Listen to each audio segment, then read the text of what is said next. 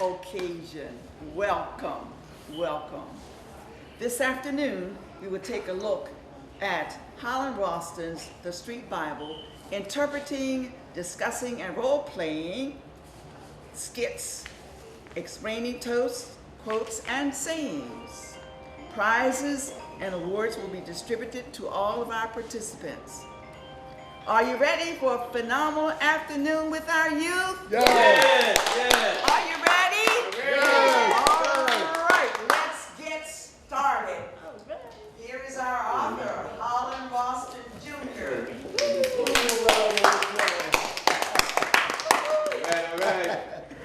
All right. I'm glad to see the youth that were able to come out.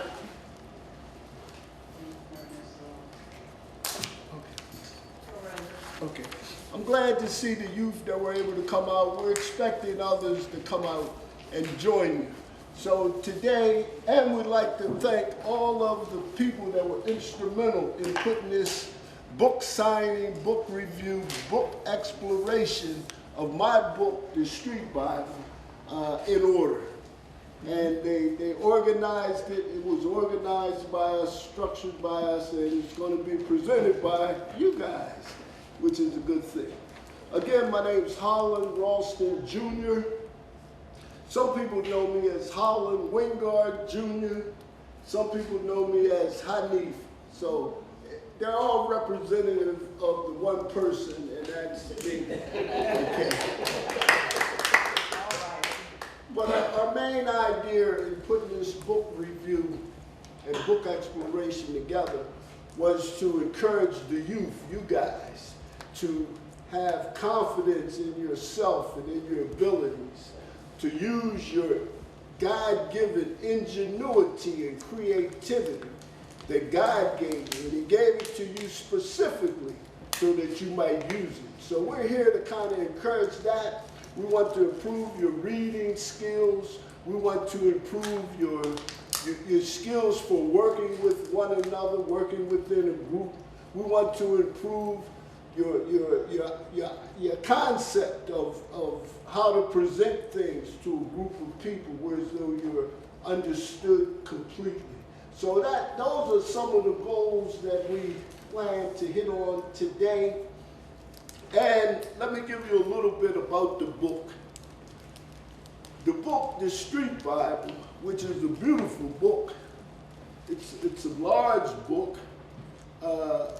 My thinking was that it should reflect the actual Bible, the Holy Bible, insofar as the size of it. Maybe not the content, because we know that there's only one God and His word is supreme. But these words come from me and Miss Light. We sat down and we did this thing here. Now, let me say this. It took about 2 years to write this book. Now, you know you don't do it like 24 hours a day, but it took about 2 years with little breaks here and there to actually write the Street Bible. And then, because I wanted some other eyes on the manuscript or the book, I put it on Facebook. I reached out on Facebook and inquired as to whether or not there were any editors available, any editors in my circle, in my community. And Miss Light responded, basically. She said she's an editor, she's an English professor, have been in the field for 30, 40, 50 years. And so I said, well, she's the right person, no doubt. So after I contacted her, she agreed to work with me. It took us roughly, I'm going to break it down, it took us about 3 years to edit the book. And again, that's off and on. So collectively, it took us about 5 years to bring the idea from a piece of paper to a book. And we worked pretty diligently. But I say this, a lot of times when you do a thing, that's how you want it. You want it your way. You know, you heard the old saying, my way or the highway. So I put all of that concept aside. because I wanted the different eyes. And if I wanted the different eyes, there was no sense in me bringing her into the project and then hemming and hawing about the changes she wanted to make. So my concept was, go for it. All the changes that you want to implement, we're going to do it. That's why I have you here. And that's why you agreed. So anyway, we got the book published. And just to be perfectly honest, from the time I started with the book, it was about a $4,000 fee to have the book published. Now, they're supposed to do the press release, they were supposed to do advertisement, they connected me with Barnes & Nobles, they connected me with Amazon.com, they put it in an ebook format. So, and they're still working with me because we're going to have the book put in a paperback version, which will be a little less expensive than the hardcover book. Not by much. It seems like it would be, but it's really only like about a $10 difference, I believe. But anyway, let me give you a little more background, because a lot of people ask me, why would you make a book so big, man? Why? I mean, it'd take me forever to read the book. Okay, so the concept was you don't have to read it all in 1 week, in 1 month. You don't even have to read it in 1 year. Similar to the way that the Bible is studied and practiced, similar. Now, that's the word of God. This is me and Miss Light's word. But you can read a little bit, put it down, read a little more, put it down, that kind of thing. So, and the other factor was, because my concept was to put it in 2 volumes, but the publishing company expressed to me that, well, that would be like paying to get 2 books published. Because it would be volume 1, they would charge you that $4,000. Volume 2, they would charge you that $4,000. So they suggested that do it all in one time. If you want to come back and do it a little different later, and then that would be on you. But their suggestion was to do it all at one time. So that's, I would be remiss if I didn't say this. What encouraged me, or what inspired me to write a book? Okay, the first inspiration came from my mother, God bless her soul, Miss Lucille Rose. Because her idea was this. She said it more than one time. She said, son, because I don't want to take too much time. But anyway, my mother said, basically, she said, son, with all the stuff and drama you done been through in your life, because I was a little delinquent-minded child, she said, you should write a book. So that was the first inspiration, and I really did start, but it would have been an autobiography. So I started that manuscript years ago, and I stopped. I never really completed it. So my idea with this book called The Street Bible by Holland Rawson Jr. was, in a lot of trying situations in my life, I was always around people that would use inspirational sayings or quotes or toasts. And I was thinking about it the other night. I said, well, it's evident you have a memory for those types of things. Because I think some people have memories for numbers. Some people might have memory for stories and other things, many other things. We use our memory in the form or fashion that we desire. But I think one of my strong suits in this area was to memorize a lot of those sayings and quotes that I was exposed to.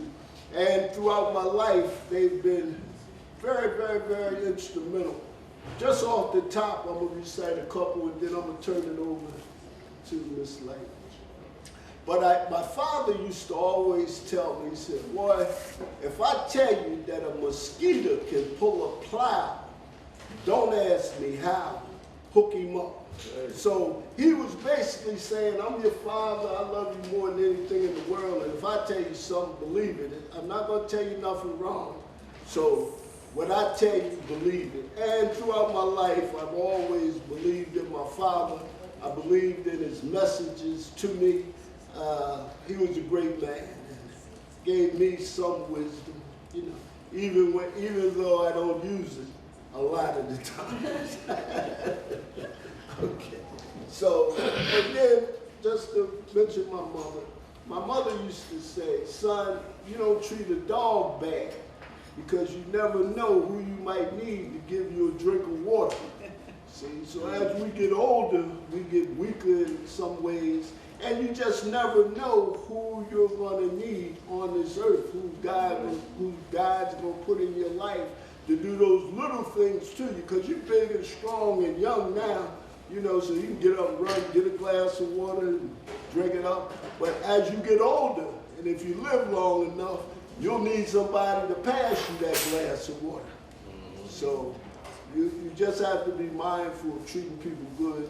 You heard the saying, treat people like you would want to be treated. Mm-hmm. So I'm going to leave it there. I could talk and talk, I guess, for another hour, but we don't have that time because we want you guys to bring out your ingenuity, creativity, put these skits together, and go for what you know. Be full of zeal, enthusiasm, confidence, and just do it. Don't worry about, I'm going to say it like this because you have to be mindful of what people think about you. But in this particular environment, in this particular setting, don't worry about the onlookers. Do what your heart inspires you to do. Do what your mind inspires you to do. And just be yourself, enjoy yourself, have some fun, and make it a great experience. So that's pretty much it. All right. Thank you. I'd like to open it up for questions from all of you. Any of you have any questions for our author, Mr. Ralston? Are there any questions for him at this time? I have a question. Yes. Your inspiration, I don't know if I missed it because we just came in, but what was your inspiration as far as writing the Street Bible? Like where did the inspiration come from? Okay. Well, I did mention the fact that my mother encouraged me to write a book. She said, boy, all the stuff you've been through in your life, you need to write a book. So that was the biggest motivation. That was years ago. And then, I guess more recently, the idea was to put something on the earth that would memorialize me and the other people who were in the book. So it's a constant reminder that we are great and can do great things. And I think the biggest lesson that was learned by me is taking the book or the concept from point A all the way to point Z and not falling off the wagon, not falling off the horse, not being distracted, but actually to have a plan and to carry it out to fruition was a great thought, and that was a motivating factor just to get it done.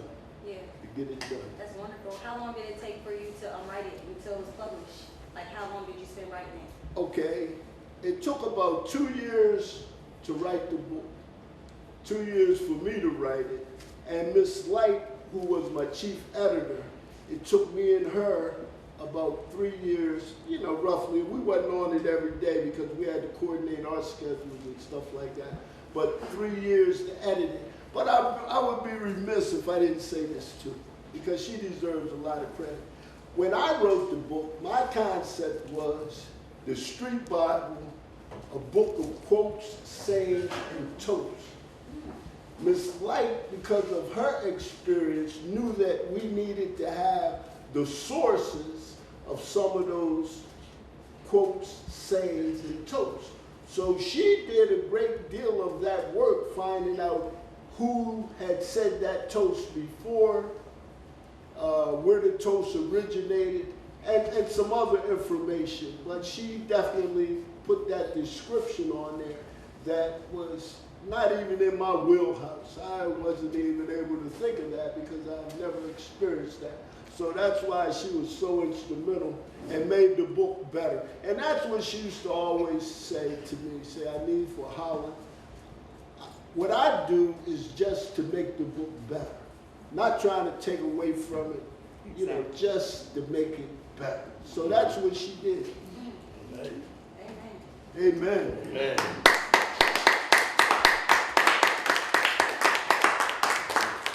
There's a question from Dr. Yes, I was wondering if you could, right off the top of your head in the moment, give us an example of one of your greatest accomplishments. In the book or in life? Now, Okay. Okay. Well, I don't know, but I'm gonna give you a couple. Some of my greatest accomplishment was to establish a restaurant. Because the restaurant used to be a bar and a liquor store. And my father owned the bar and the liquor store, and I worked there and that type of thing. But my mindset was always this: I want respect. But how can you make people drunk and then expect them to respect you? So I thought that was like an oxymoron or contradictory. So I said, well, I don't want no bar and liquor store, because I'm going to be in trouble. I already know my nature and my spirit, and I just can't handle that. So it would be safer and better for me to start a restaurant. So now this is why it was so important. Because now imagine the transformation from a bar and a liquor store to a restaurant. So all of those steps in between, about the black pipe, the gas line, the hood, the AMSL system, all of these things I had to learn, mostly by trial and error or investigation. So that was probably the greatest accomplishment that I can see, because my mother was a cook. She used to say she's the chef, but she didn't like moving the big pots and stuff because she wasn't a real big woman. So, but she inspired me to start the restaurant, you know. And the only area that I really fell short in was I should have did it 20 years ago. So that was the downfall. I didn't quite get it done as early as I should have. So, and with the book, the greatest accomplishment, again, was to get it published, to work with Ms. Light in the process. And, you know, you have to humble yourself sometimes. So most of the time in life, you have to humble yourself to get the best results out of a thing. So my concept for a great deal of my life is you have to learn how to be effective. So that's kind of the key. You know, some people can do things fast, some people are slower, some people have speed, some people have accuracy. You have to know yourself, pace yourself, and be effective in getting your work done, whatever it is. That's your responsibility. So those are a couple accomplishments. I guess I could mention being a good son to my mother and father. I think that's a great accomplishment. Yes, it is. Definitely. Being a good friend, you know, that's a great accomplishment. Man. And just doing the best that I can do. So I'll leave it there. I'd like to get a question from one of the children of the youth. Can either of you children or youth ask him a question that has not already been answered? Can you think of something you would like to ask him? Yes. When did you publish that book? Okay, the book was published in 2018. Oh. 2018, that's when it was published. Good question. Yeah. And one more from one of the children or youth. Yes. How many stores did you pick your book in? Could you repeat that? Say it again. How many stores did you pick your book in? How many stores did I put my book in? that's a great Okay, Good well, question. the stores so far are Barnes & Noble. Amazon.com isn't actually a store, but it's at Amazon.com. And it's also in ebook format. So Good question. that's pretty universal. Barnes & Noble is pretty universal, and also Amazon.com. And one last question. He likes math. Yes, He he like- does. He does. He said he loves math. You heard him tell He me. loves math. Okay. Yes, he does. Now, one last question. What is your main goal now? Before I do that, I see your hand. I heard a part of that. Do I have the other books? No, not at this time. But I do have the materials to write another book because as we were editing the book, concepts, toast, quotes, and sayings would pop up in my mind, or I would hear it somewhere, and I would always write it down because I find out with myself, if I don't write it down as sharp as I think I am, I'm apt to forget it.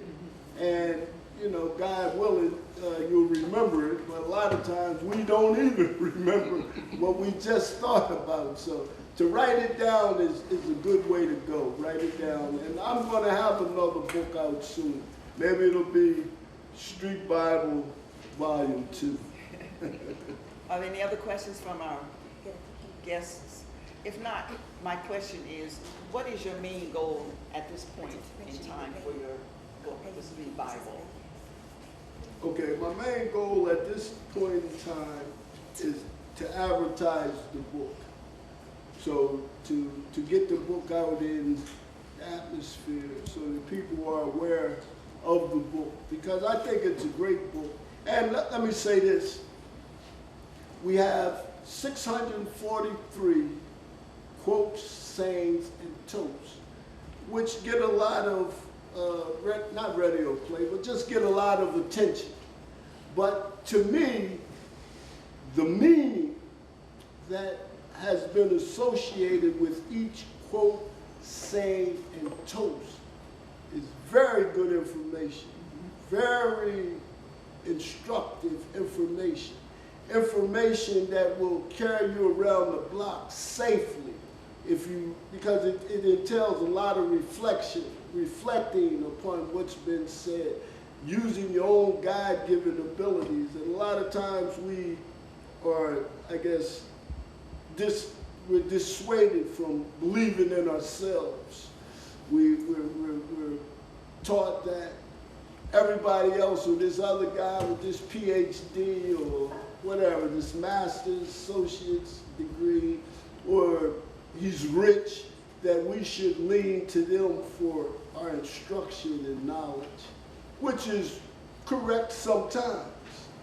And sometimes it's not correct because God has given each and every one of us those things that we need to take care of ourselves.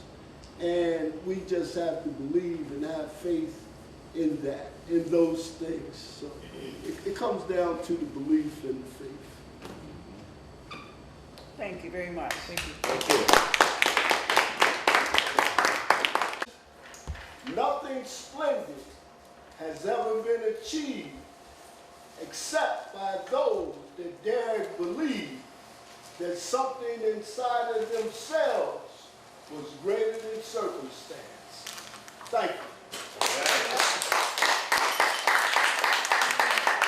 Okay, go ahead, Jack. Oh, Miss Light? It's time for ecstatic that you're here in the sanctuary. Yes. Yes.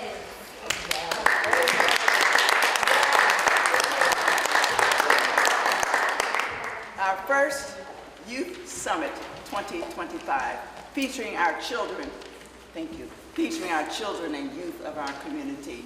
We're so happy that they have come today to be a part of this prestigious occasion. Yes. My heart is full. Mine to see too. these children here today. What I'm going to start out is asking each of you to come up here with me and give your name and your school and your age, if you would. And I'm going to start with you, sweetheart.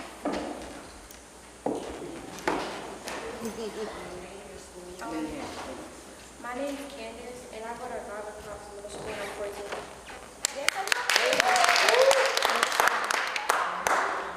My name is Ava. I am 9 years old and I go to charter school of Newcastle.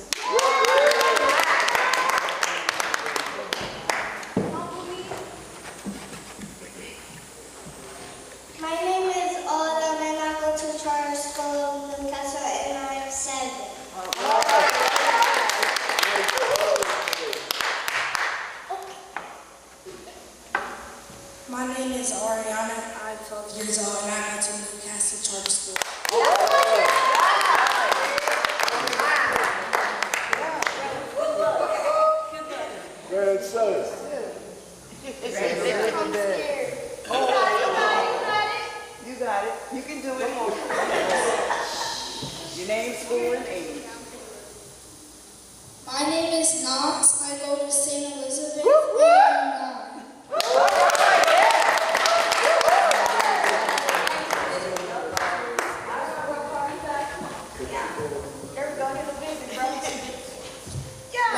is Carter, and I go to West Park School, and I'm 9 years old. Oh, now he's going to do it again.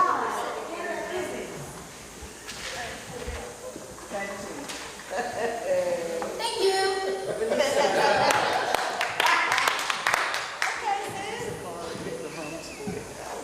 My name is Clave. I'm 13 years old and I'm homeschooled. Amen. All right.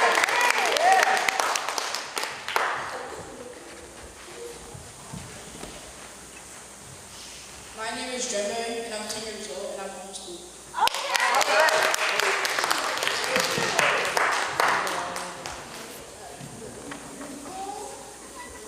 My name is Ikembe. I'm 7 and I'm homeschooled.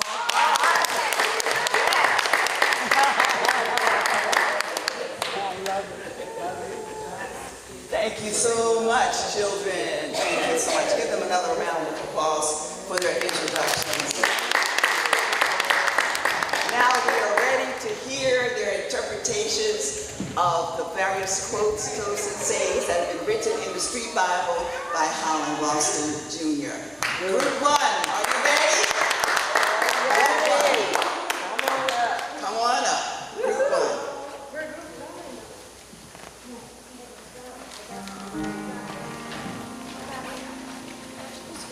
Take your time. You got it.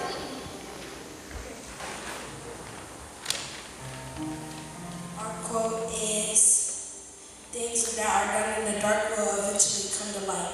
Ooh, hey. That's deep.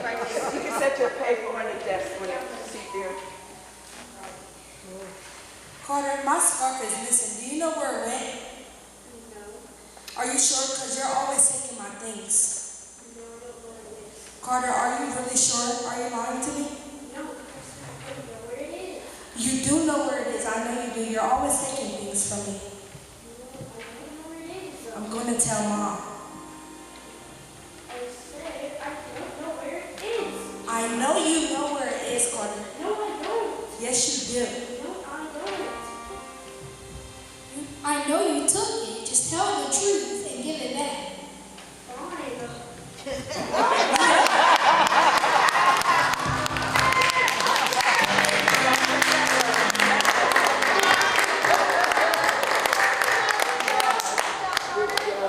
Group 2. I see you, Ava. Okay, let's get into the news. Running off on things. Take your time. Okay, come back here.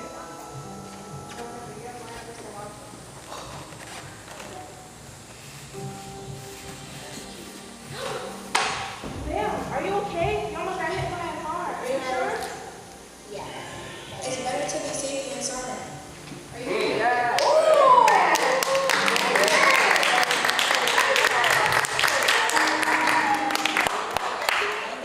Group 3.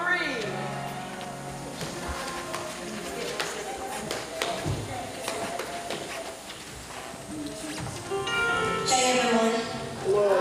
My name is Mariana. Of course I didn't introduce myself because I'm the auntie of the beautiful children that you see.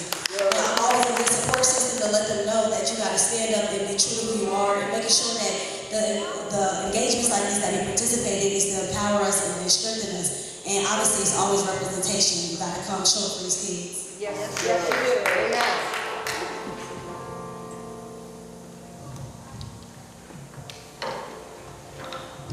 Ring, ring, ring, ring, ring, ring. I wonder if Autumn is home. Let me go check on her. Hey, what you doing? I'm reading to gain knowledge. What does that mean? You ever heard when you're hiding something from a black man, the white people say, put it in a book? Put it in a book? What does that mean? It means to put something in a book full of papers and that knowledge is key. Knowledge is power, right? Knowledge is the key. Wonderful. So the point of our skit is anything that you want to hide from a man, they say put it in a book because people don't read anymore. So I'm putting this out there for my kids to make sure you pick up a book, not just once a year, several times throughout the week. gain knowledge.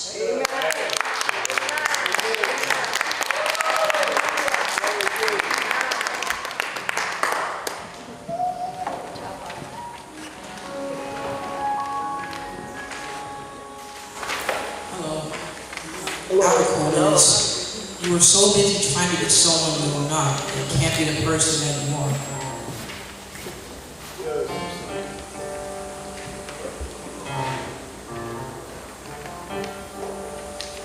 Why are you copying? Why are you copying? No, you're copying me. You're copying me. Stop. Stop. Hey guys, I heard yelling, what's going on? No reason he's copying. No reason is copying. Why are you copying me? So, well, my clothes don't look cool, so I copy others. Dude, just be who you are, okay? Hey, look at this, your clothes look very cool. Just be yourself, okay? Don't be others. Don't copy others. You understand? Okay.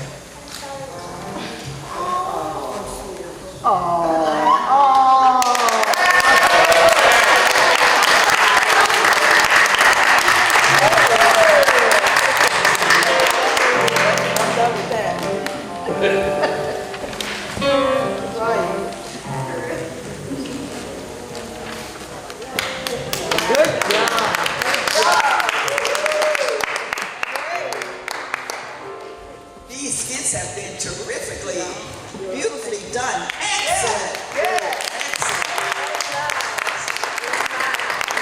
All the adults were able to stand up. All the adults were able to stand up. And I want you to give these children and youth a wonderful round of applause. Thank